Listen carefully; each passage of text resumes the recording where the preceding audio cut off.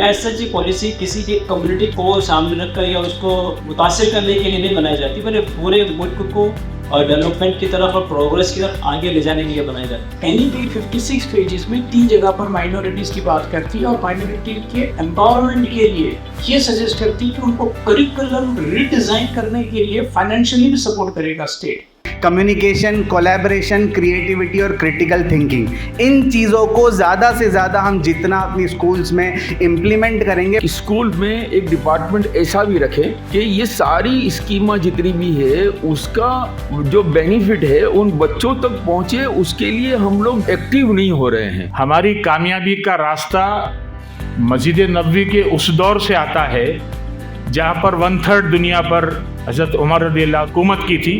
ना हम सफ़र ना किसी हम नसी से निकलेगा, हमारे पाँव का कांटा हम ही से निकलेगा।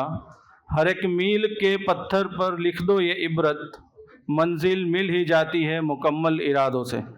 तो આજની આ પેનલ ડિસ્કશન જે આપણે સેકન્ડ સેશનમાં સ્ટાર્ટ કરવા જઈ રહ્યા છીએ એ એનઈપી 2020ની લઘુમતી સમાજના શિક્ષણ પર શું અસર ઊભી થવાની છે તેના ઉપર વિશ્લેષણ કરવાનું છે.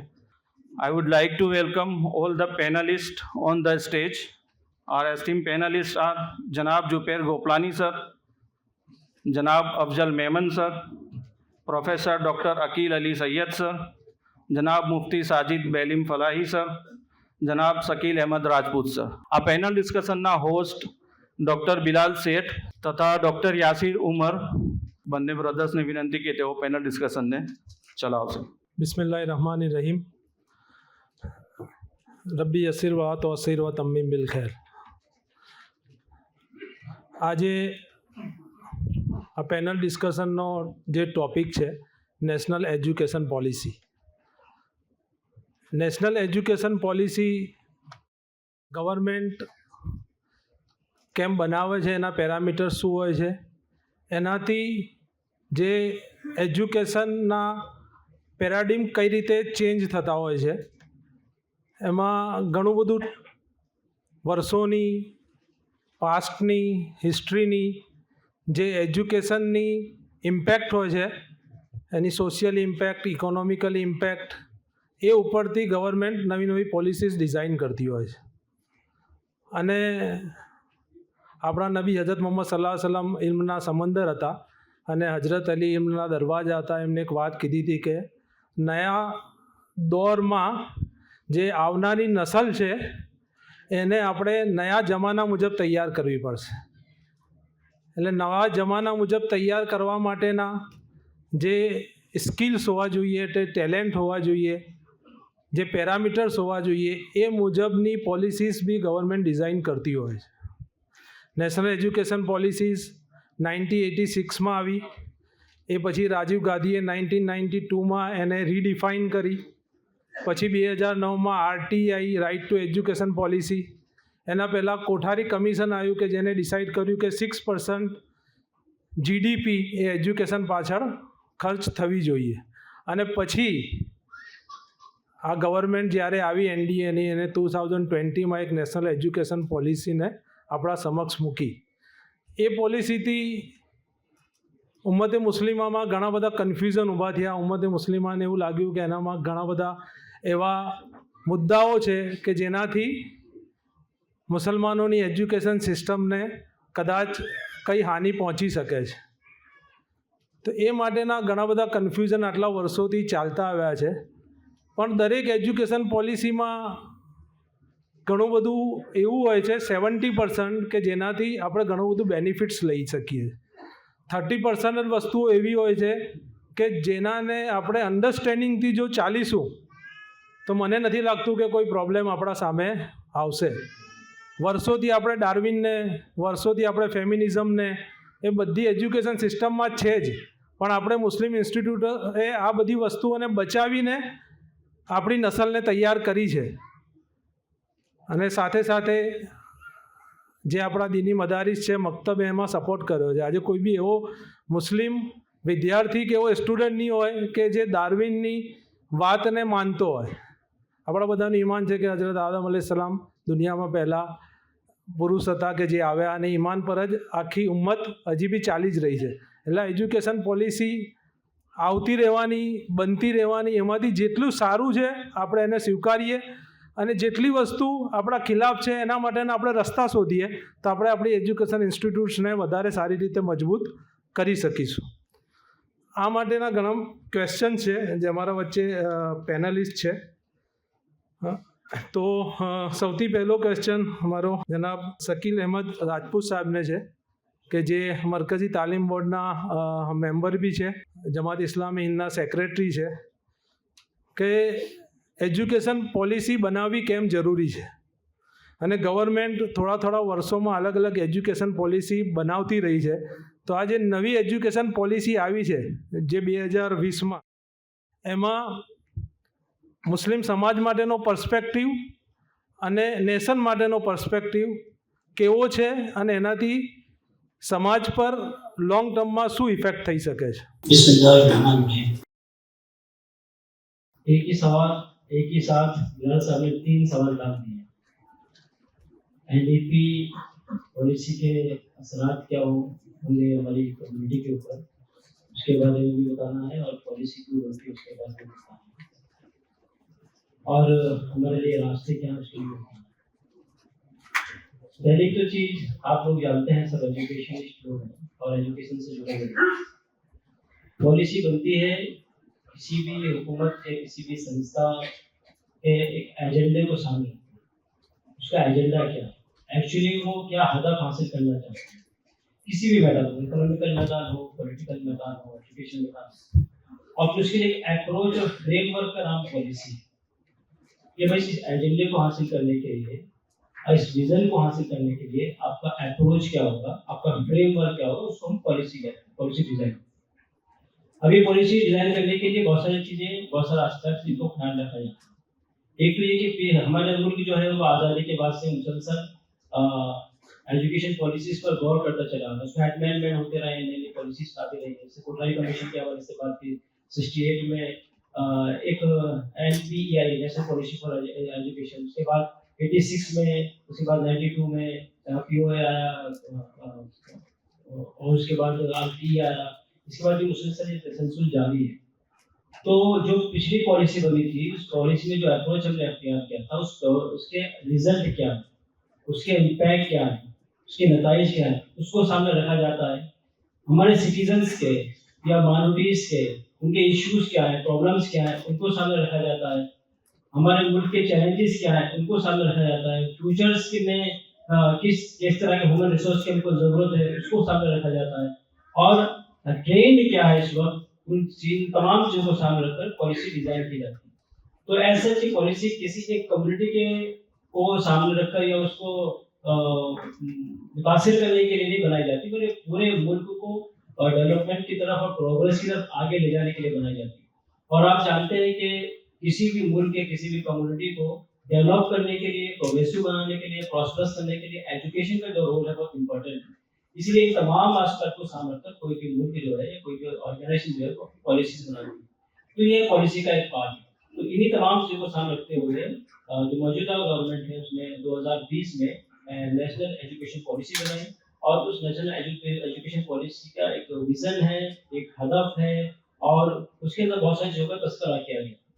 अब दूसरी चीज़ ये है कि ओवरऑल अगर इस देखा जाए तो बहुत सारी चीज़ फायदेमंद भी है, कुछ चीज़ें ऐसी है जो काबिल गौर है या माइनॉरिटीज को, बिलखुसूस मुसलमानों को मुतासिर कर सकती है.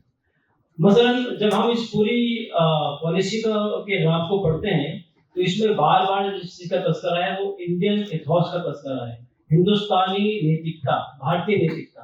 भारतीय नैतिकता क्या है इसको डिफाइन नहीं किया गया कि इससे मुराद वेदों की तालीम है या मनुस्मृति की तालीम है या कोई और तालीम है. इसी तरह से इस पॉलिसी के अंदर धर्मा की बात कही कि हम धर्मा का शिक्षण देंगे, लेकिन धर्मा क्या है उस धर्म की भी बात उसमें नहीं बताई गई, उसको भी डिफाइन नहीं किया गया है. अब बौद्ध धर्म को पढ़ते हैं तो उसके नजदीक धर्म की डेफिनेशन अलग है, हिंदू धर्म को पढ़ते हैं तो उसमें थोड़ी सी डिफरेंट है और ईसाई भी धर्म का लफ्ज इस्तेमाल करते हैं, वो डिफरेंट मायने में इस्तेमाल करते हैं. तो किस मायने में इस्तेमाल किया गया उसकी वजाहत भी उसमें नहीं मिलती. तीसरा जो एस्पेक्ट है इसमें हिंदुस्तान की जो कदीम रिवायत है उस रिवायत को जिंदा करने की बात कही, उसको रिवाइव करने की बात कही गई.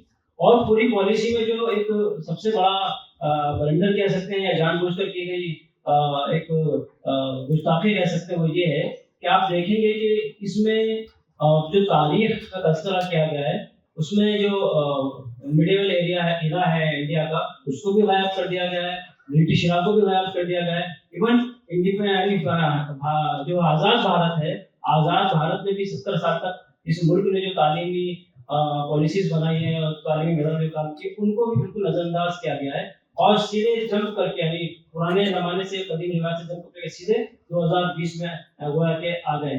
तो ये तारीख के साथ एक तरह का ये खिलवाड़ है जो किया जा रहा है और इसमें जो बात कही जा रही है कि हम हिंदुस्तानी जो हमारी कदीम रिवायात है उसको जिंदा करेंगे, वो हमारा लिए रहनुमा मॉडल है और उसके लिए उन्होंने कुछ चीज़ों का भी तस्करा किया है, तक्षशिला का, विक्रमशिला का और इस तरह की बहुत से इस तरह का हमारा जो माजी है बहुत शानदार माजी है और हम उसी माजी को अपना हासिल करना चाहते हैं। तो जो कल्चर है वो सही मानों में डिफाइन नहीं, तो कल्चरल जो लड़ाई है वो कल्चरल लड़ाई बहुत बड़ी लड़ाई है और मुसलमानों को सबसे ज़्यादा यही इफेक्ट कर सकती है। मौलाना मौदूदी रहमान ने एक बात कही थी कि कोई भी एजुकेशन सिस्टम न्यूट्रल नहीं होता, वो किसी न किसी सिविलाइजेशन का, किसी न किसी कल्चर का खादिम होता है, उसकी खिदमत करता है।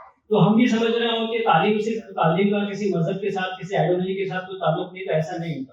आप देखेंगे कि जब हमने अंग्रेजों से education system as it is ले लिया था तो हमारे ही AMU से, JMI से, यानी हमारे ही अपने इंस्टीट्यूट से बड़े बड़े स्कॉलर्स कम्युनिस्ट पैदा हुए, सेकुलर पैदा हुए, अतिस्ट पैदा हुए।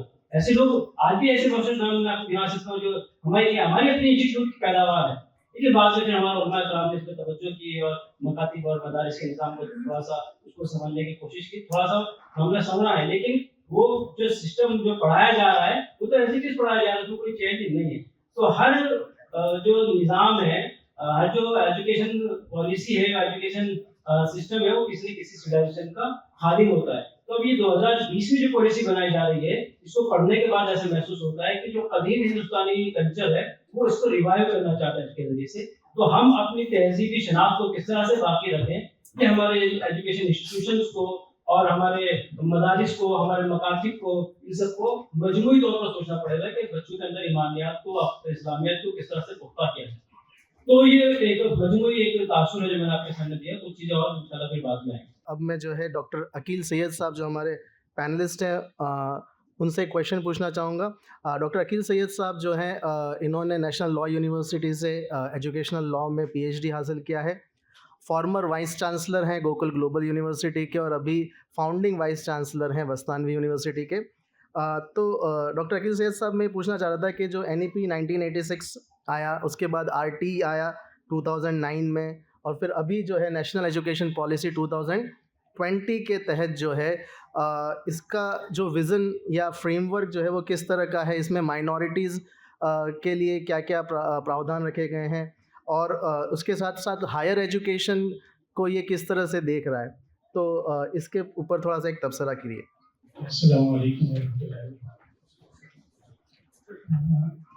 सिर्फ NP 1986 में, उसके पहले की 68 और उसके बाद की जितनी भी पॉलिसीज बनी हैं, इसमें मैं RTE को रद्द कर दूंगा, because RTE was not the policy. RTE एक एक्ट थ्रू द अमेंडमेंट आया, कॉन्स्टिट्यूशनल अमेंडमेंट किया गया आर्टिकल 21A के तहत। इसकी भी अगर हिस्ट्री देखें तो चाहे UPA गवर्नमेंट ने उसको इनेक्ट किया अमेंडमेंट के through, it was not the wish of government of India.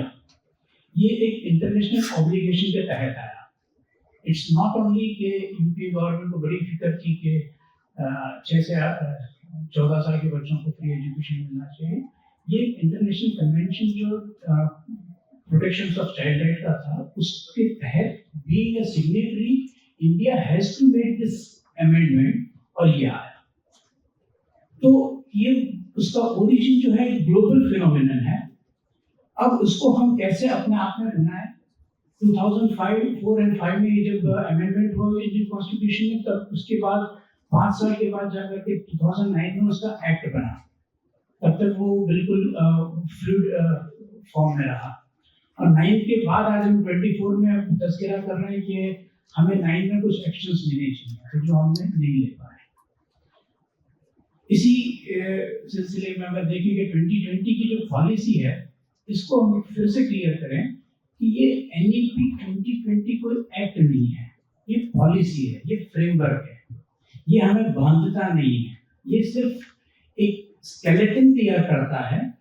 और चूंकि स्केलेटन है, उस पर जो आप मादा फिट करना चाहें आप कर सकते हैं। ये आपकी एक्सपर्टीज पर डिपेंड करता है कि उस पर आप कौन सा मादा फिट करेंगे और उसको क्या शक्ल देंगे।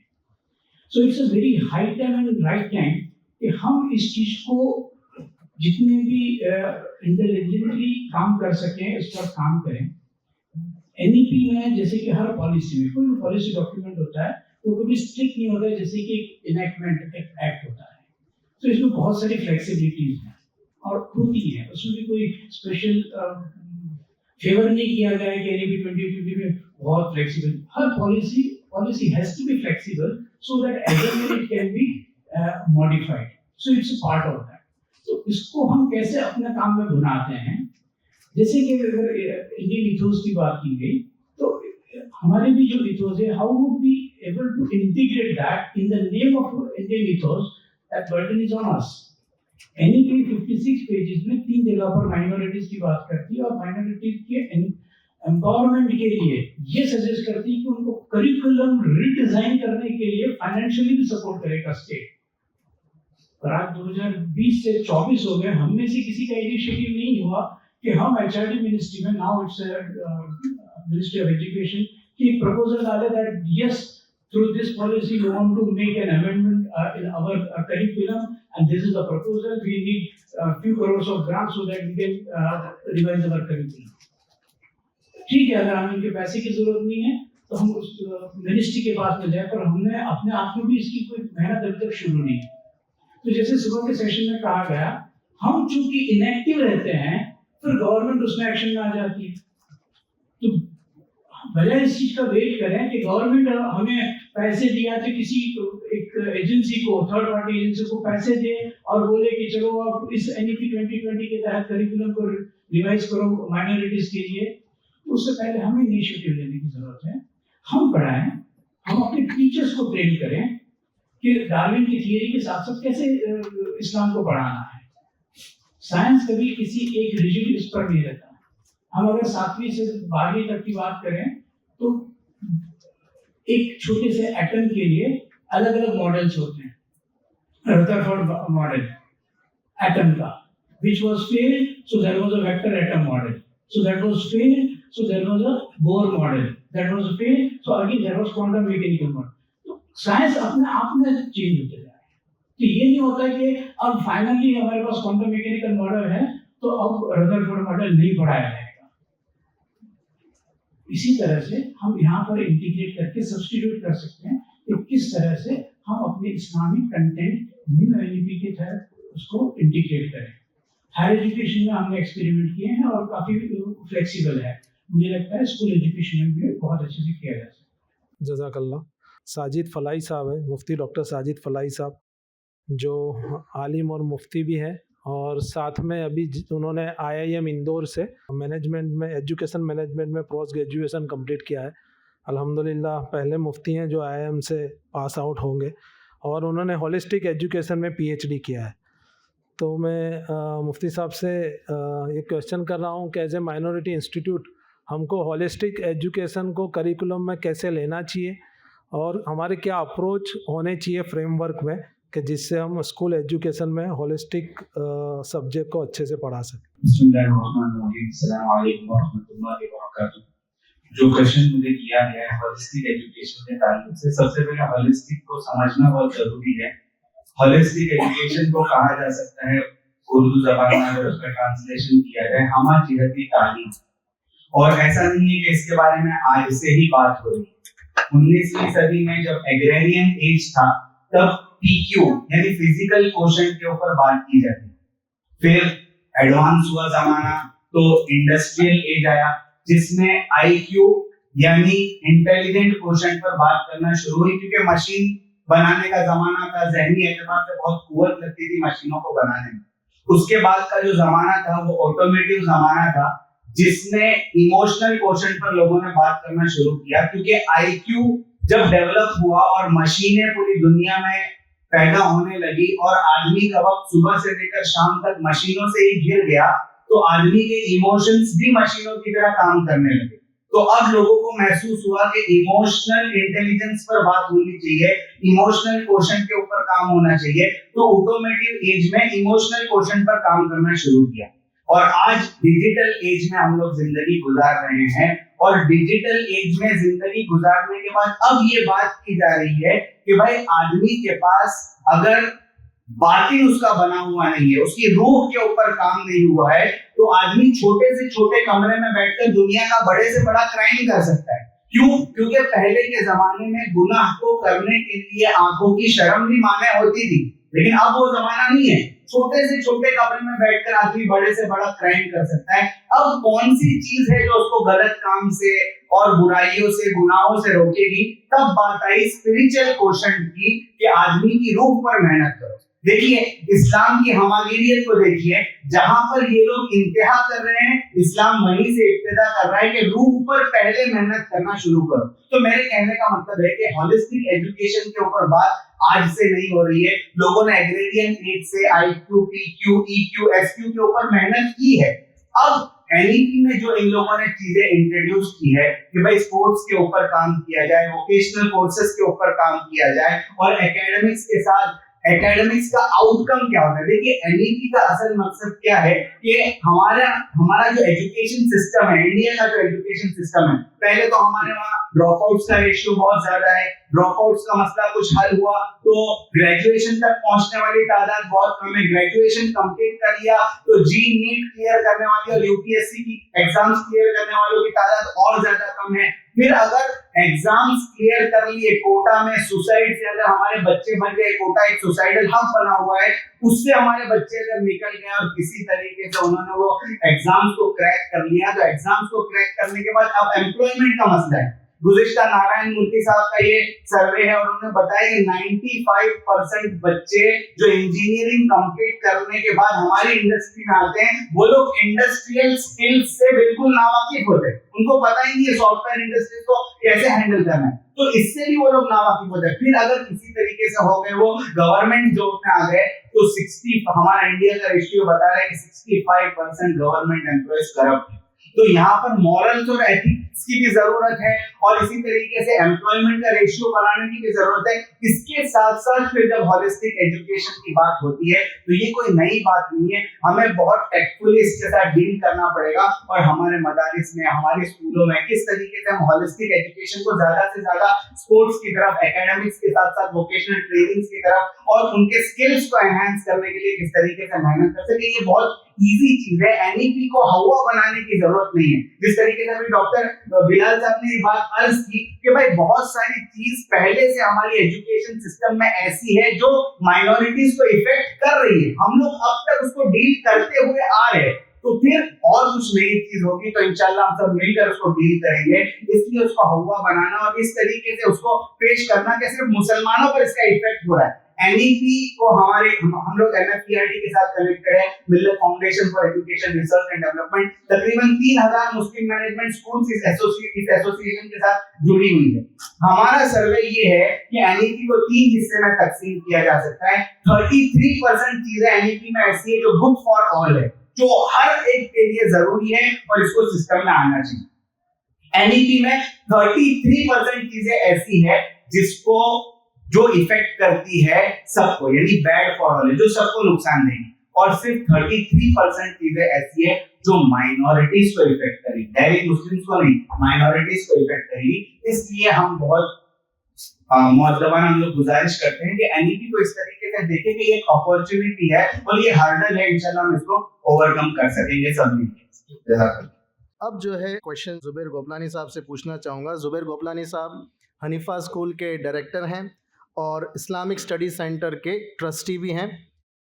तो मैं ये पूछना चाह रहा था आपसे कि जो NEP 2020 के तहत जो वोकेशनल कोर्सेज हैं और उसके जो वोकेशनल स्किल्स को प्रमोट करना चाहती है, तो ये कितना सीरियस है और हमारे इदारे इससे कैसे फ़ायदा ले सकते हैं?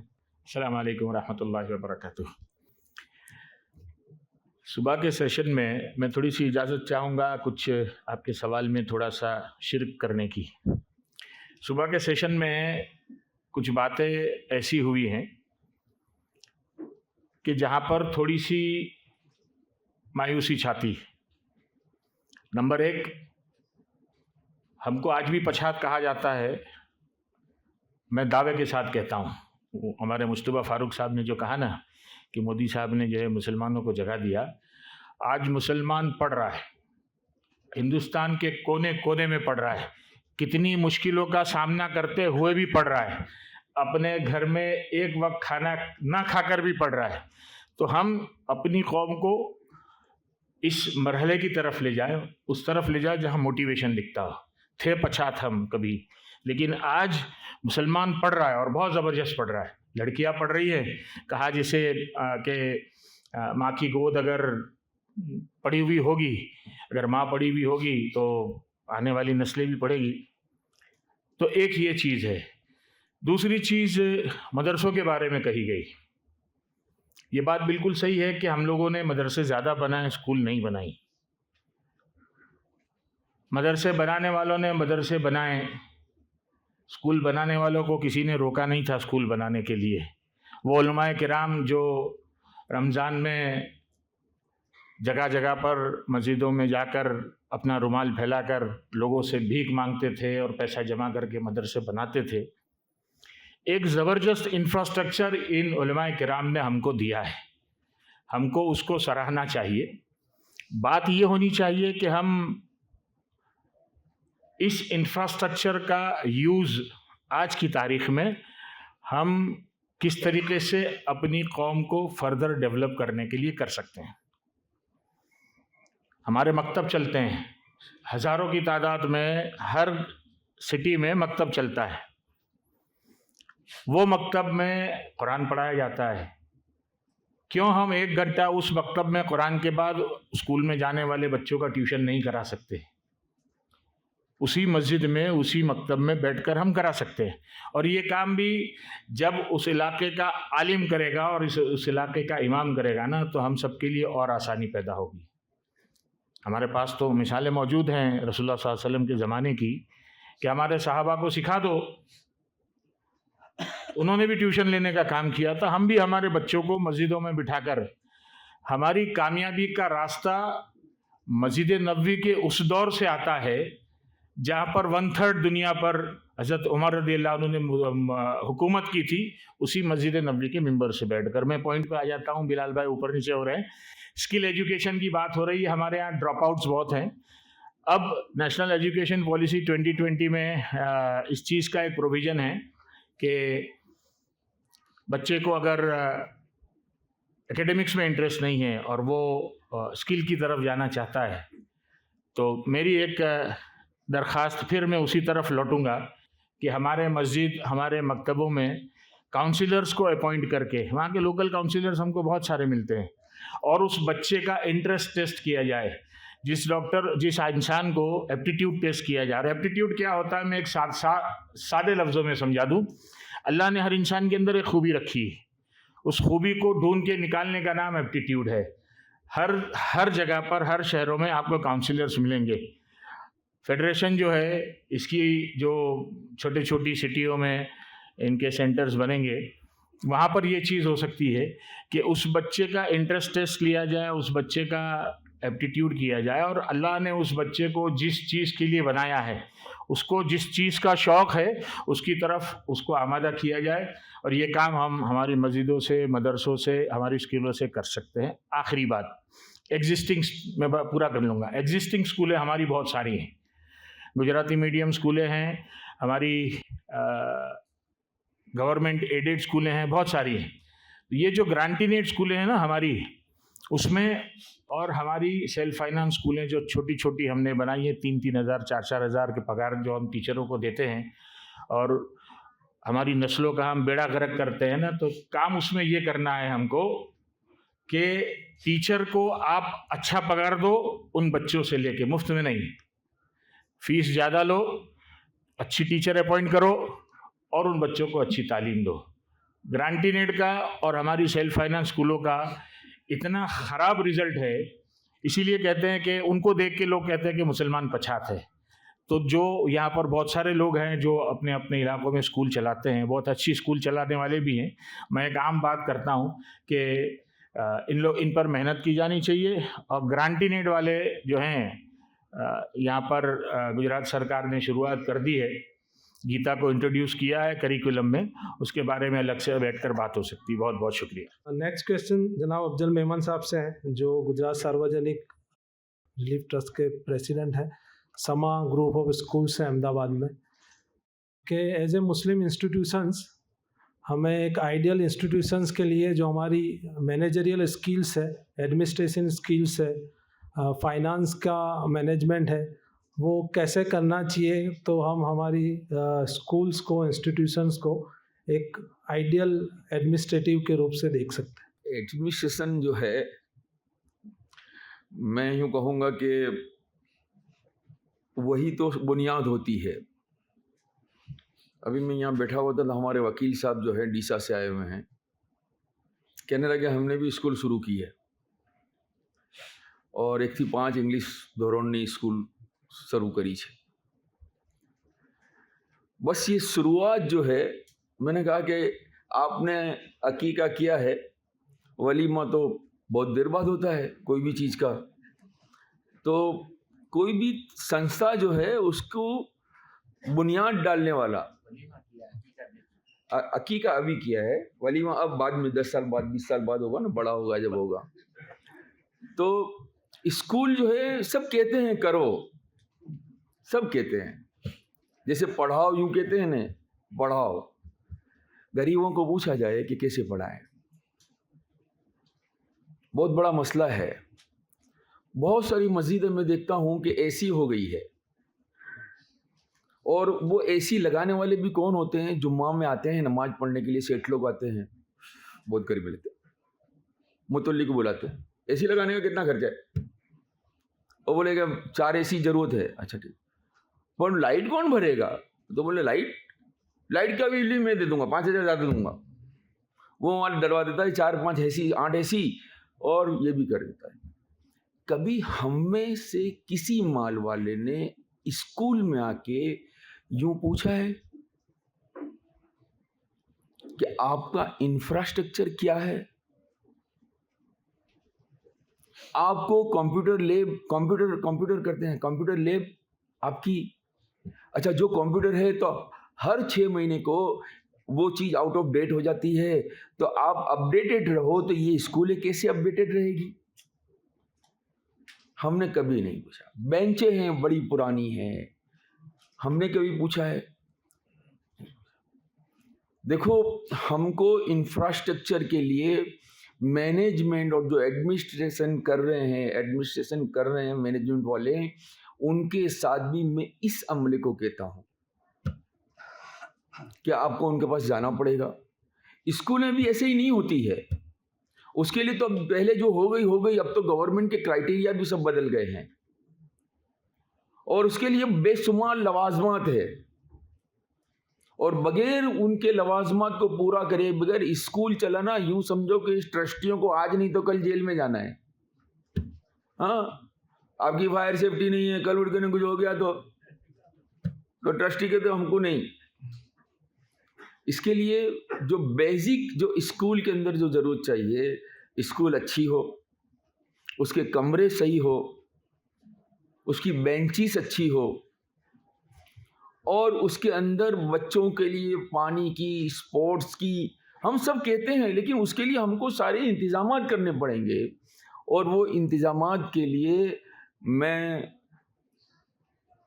वही कहता हूँ कि भाई आप हजरात की तवज्जो नहीं होगी। और दूसरी बात यह है कि गवर्नमेंट के तरफ से, जैसे अभी बहुत सारी बातें आई, मुस्तफ़ा फारूक साहब ने कहा कि हम लोग जो है ये नहीं लेते गवर्नमेंट से मदद, तो अगर हमारे इंफ्रास्ट्रक्चर को फुलफ़िल करने के लिए हमको उनकी भी मदद की ज़रूरत पड़े तो हम अप्रोच करें, उसके लिए ऐसे कंसल्टेंट भी हमारे सामने आए, ऐसी ज़रूरत है।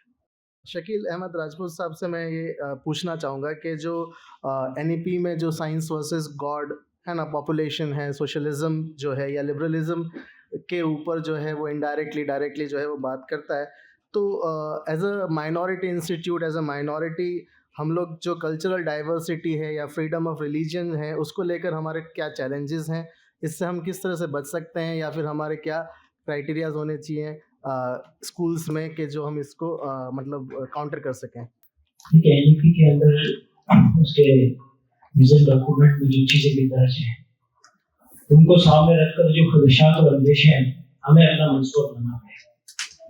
उसमें पहला काम जो हमें करना है कि करिकुलम में जो कुछ भी आपको दिया जा रहा है पढ़ाने के लिए, अगर वो हमारे कल्चर से या हमारी तारीख से या हमारे रिलीजन या हमारे आइडियोलॉजी से अगर कॉन्ट्राडिक्ट है तो आपको टीचर्स को इस तरह ट्रेन करना पड़ेगा कि वो उसको पढ़ाने के बाद उसकी रियलिटी क्या है वो आपको पढ़ाना, ताकि बच्चे समझ जाए कि इम्तिहान में तो ये लिखना है लेकिन रियलिटी है।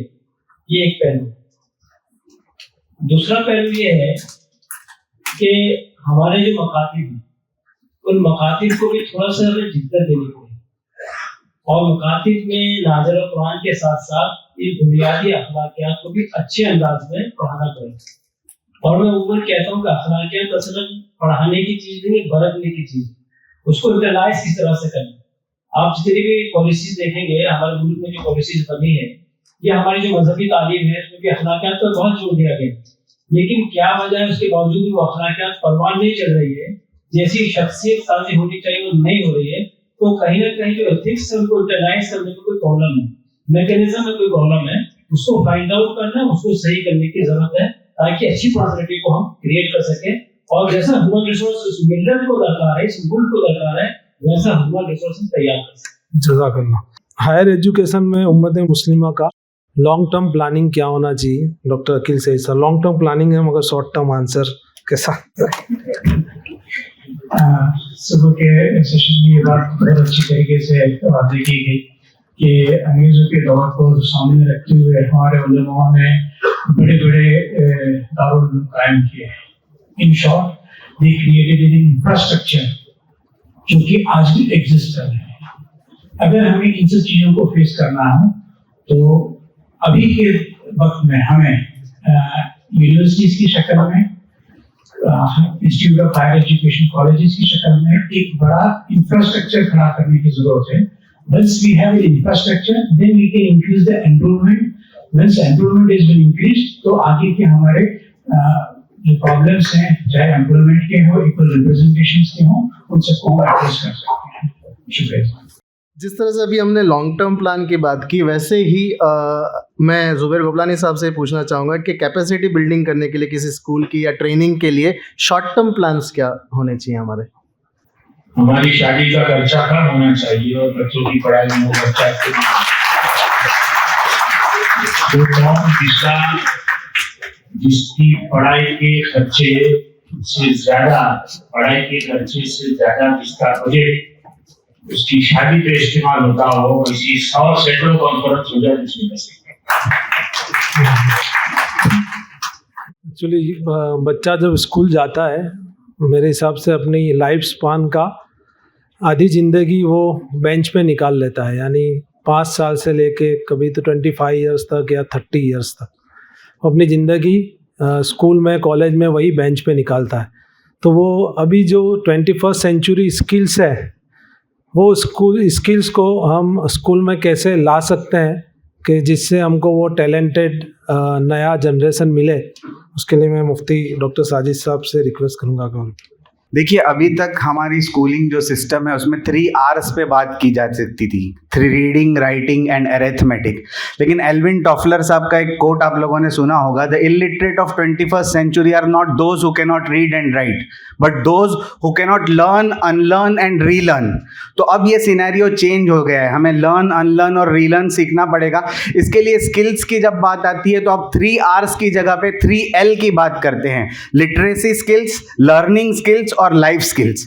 और फिर लर्निंग स्किल्स जो स्कूल के साथ, एकेडमिक्स के साथ ज़्यादा जुड़ी हुई है, इसमें हम 4 C's की बात करते हैं, कम्युनिकेशन, कोलैबोरेशन, क्रिएटिविटी और क्रिटिकल थिंकिंग। इन चीज़ों को ज़्यादा से ज़्यादा हम जितना अपनी स्कूल्स में इम्प्लीमेंट करेंगे, पहले टीचर्स को उसके लिए ट्रेन करेंगे और फिर टीचर्स के ज़रिए से बच्चों को उसके लिए ट्रेन करेंगे, तो हमारी स्कूल्स जो है ये होलिस्टिक एजुकेशन का एक नमूना बनेगी और 21st सेंचुरी की स्किल्स हम अपने बच्चों के अंदर इनकलकेट कर सकेंगे। Thank you. के सेशन का हम आखिरी क्वेश्चन जो है अफजल मेमन साहब से पूछना चाहेंगे कि गवर्नमेंट पॉलिसीज़ जो हैं उसको इम्प्लीमेंट करने के लिए, उसके साथ डील करने के लिए हम स्कूल्स में क्या क्या चीज़ें कर सकते हैं?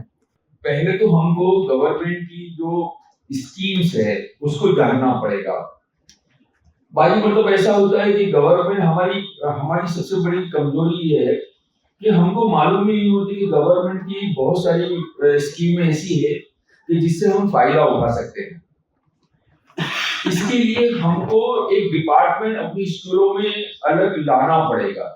गवर्नमेंट बहुत सारी मदद करती है, स्पोर्ट्स के लिए, आपकी कंप्यूटर लैब के लिए, आपकी लाइब्रेरी के लिए, आपके दूसरे दीगर टीचर्स ट्रेनिंग के लिए भी। तो उसके लिए एक फर्द हमारी हर स्कूल पे ऐसा होना चाहिए जो गवर्नमेंट स्कीमों को जानता हो और फिर उसका लाइजन करता हो। ये चीजें जो है हम लोग अगर कर लेंगे तो बहुत सारे मसाइल हमारे हल भी हो जाएंगे। बहुत बहुत शुक्रिया। आज का ये जो सेशन था जो थोड़ा वक्त से ज़्यादा लंबा चला गया, तो लेकिन बहुत अच्छी चीज़ें हमें हमारे सामने आई हैं, कई चीज़ें हमें जो है NEP के बारे में पता चली। मैं सारे पैनलिस्ट का तहे दिल से शुक्रिया अदा करना चाहता हूं कि आपने हमें बहुत अच्छे तरीके से इन चीज़ों को समझाया। एक बात ही अर्ज करनी है कि हमारी स्कूलों में हम तलबा को, बाजी मरतबा तलबा जो है वो गवर्नमेंट की बहुत सारी स्कीमा ऐसी है और CSR फंड के ज़रिए से बहुत सारी कंपनियां जो है बच्चों को मदद करती है। तो हम एक स्कूल में एक डिपार्टमेंट ऐसा भी रखें कि ये सारी स्कीमा जितनी भी है उसका जो बेनिफिट है उन बच्चों तक पहुंचे, उसके लिए हम लोग थोड़े एक्टिव नहीं हो रहे हैं। हम इसके ज़रिए से भी बच्चों को इकोनॉमिकली, फाइनेंशियली मदद कर सकते हैं।